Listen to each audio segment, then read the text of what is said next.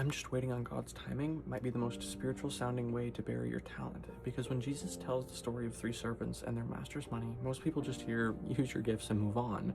But if you don't know exactly why the third servant was cast into outer darkness after being called wicked, slothful, and unprofitable, after watching this, you might realize that you're living the same story as that servant.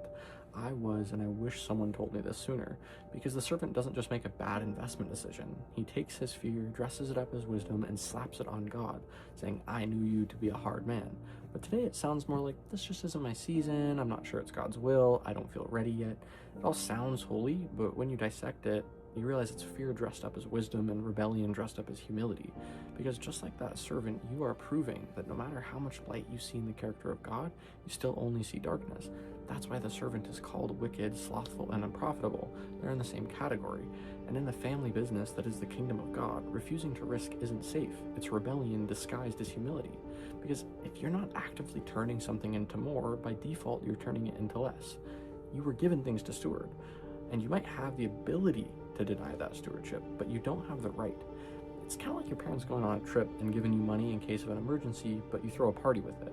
And while you have the ability to deny the stewardship and even exploit it, you certainly don't have the right to do that.